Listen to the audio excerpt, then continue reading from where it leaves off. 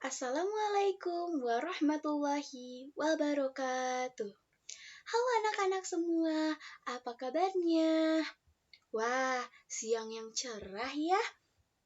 Nah, di kesempatan yang sangat berbahagia ini, di pertemuan pertama ini, kita akan sedikit belajar nih.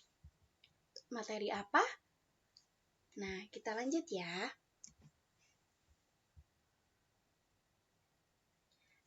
Sebelum kita memulai pembelajaran, Ibu ingatkan kembali, di tengah situasi pandemi COVID-19 ini, kita harus menjaga kesehatan diri kita sendiri.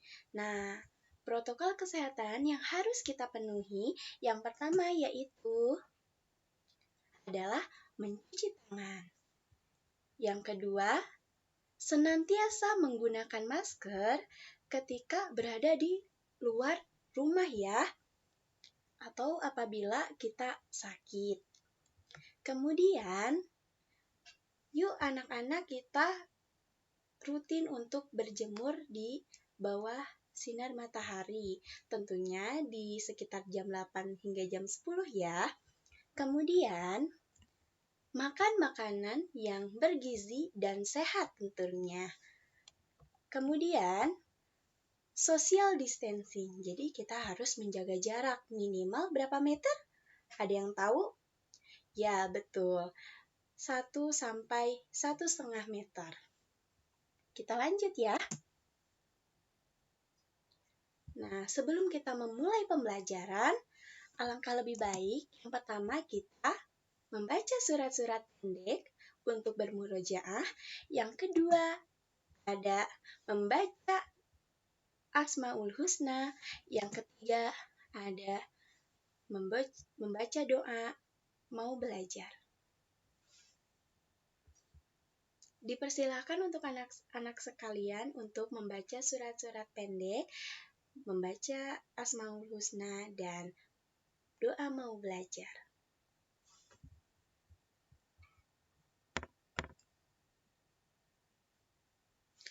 Hai teman-teman, berjumpa lagi nih.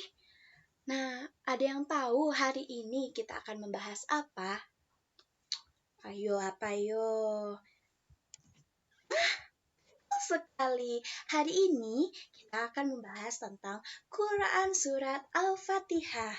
Jung, di sini ada yang tahu atau ada yang hafal apa itu surat Al-Fatihah? Atau udah yang hafal? Boleh cungkan tangannya. Nah, pastinya teman-teman tahu ya di sini. Betul sekali. Jadi, surat Al-Fatihah itu adalah surat yang wajib kita bacakan ketika kita melaksanakan sholat. Jadi, nggak boleh sampai nggak hafal ya, teman-teman. Nah, kita lihat. Di surat Al-Fatihah ini merupakan surat yang pertama di dalam Al-Quran. Jadi, ketika kita membuka Al-Quran, maka surat yang pertama yang kita temui adalah surat Al-Fatihah. Nah, yang kedua itu ada pembukaan. Jadi, Al-Fatihah ini memiliki arti pembukaan. Yang ketiga, surat Al-Fatihah ini diturunkan di kota Mekah dan tergolong kepada surat Makkiyah karena suratnya yang pendek. Selanjutnya, surat Al-Fatihah terdiri dari berapa ayat? Ayo, ada yang tahu teman-teman? Ya, benar. Jadi, surat Al-Fatihah itu ada 7 ayat.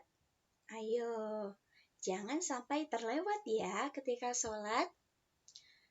Selanjutnya, ada Ummul Quran. Jadi, selain Al-Fatihah memiliki arti pembukaan, Al-Fatihah pun memiliki nama lain yakni Ummul Quran atau disebut Induk Quran.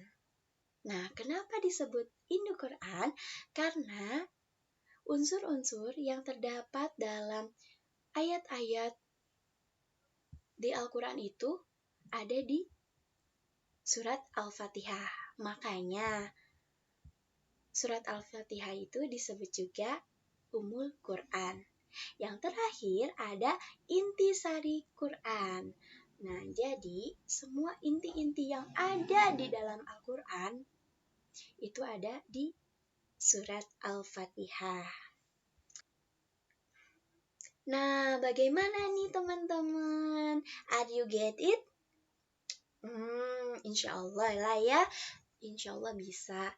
Nah, kalau ada yang masih, aduh, aku masih bingung, Bu. Nah, boleh ya chat ibu atau komen di bawah ini. Selanjutnya,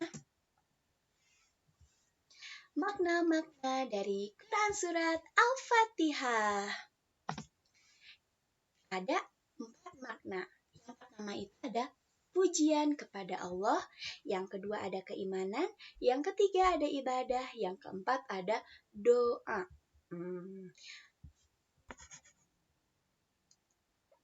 Mari teman-teman kita kupas tuntas 4 makna surat Al-Fatihah. Dimulai dari yang pertama yakni pujian kepada Allah Subhanahu wa Ta'ala. Di ayat berapa ya? Wah, ada di ayat kedua yang berbunyi Alhamdulillahi Rabbil Alamin. Yang artinya segala puji bagi Allah Tuhan semesta alam. Betul ya teman-teman? Di sini pada ayat kedua mengandung pujian kepada Allah. Senantiasa kita bermunajat untuk memuji Allah, bertasbih untuk Allah. Dan yang kedua adalah keimanan. Keimanan itu adalah kepercayaan kita kepada siapa lagi selain kepada Allah. Nah, di sini ada yang tahu rukun iman ada berapa? Coba tebak, ada berapa? Ada 6. Yang pertama iman kepada Allah, yang kedua iman kepada malaikat, yang ketiga iman kepada kitab-kitab Allah, yang keempat ada iman kepada rasul-rasul Allah, yang kelima iman kepada hari kiamat, dan yang keenam ada iman kepada qada dan qadar. Nah, di surat Al-Fatihah ini terdapat dalam ayat 3 dan 4 yang berbunyi Ar-Rahmanir-Rahim Maliki Yaumiddin, yang artinya dialah yang maha pengasih lagi maha penyayang, yang menguasai hari pembalasan. Benar ya? Di sini teman-teman harus mempercayai bahwa Allah itu maha menyayangi kita, maha mengasihi kita. Jadi, marilah kita untuk senantiasa beriman, senantiasa berbenah diri bahwasanya setiap apa yang kita lakukan itu dipantau oleh Allah Subhanahu wa Ta'ala. Dan yang ketiga adalah ibadah.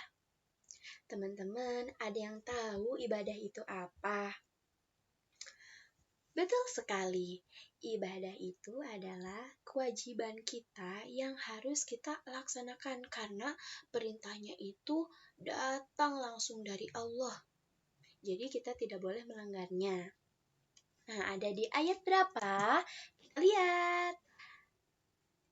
Betul sekali, ada di ayat ke-5 yang berbunyi Iyyaka na'budu wa iyyaka nasta'in, yang artinya hanya kepada Engkaulah kami menyembah dan hanya kepada Engkaulah kami memohon pertolongan. Betul sekali ya. Jadi kita sholat, teman-teman zakat itu perintah dari Allah, maka di situ wajib hukumnya untuk kita melaksanakannya. Dan yang terakhir adalah doa.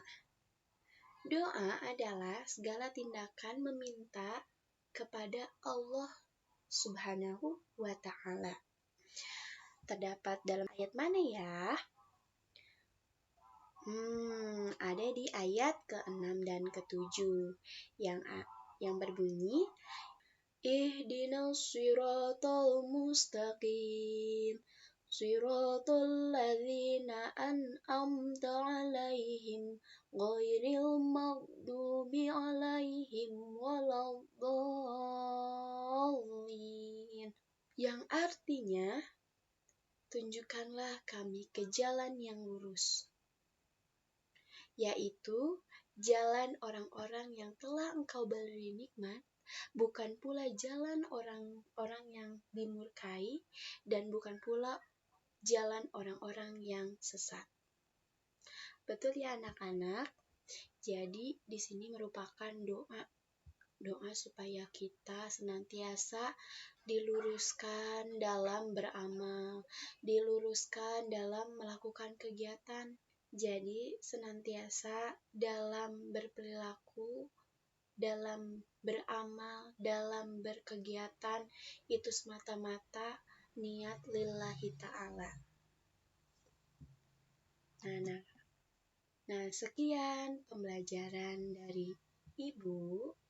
Wassalamualaikum warahmatullahi wabarakatuh.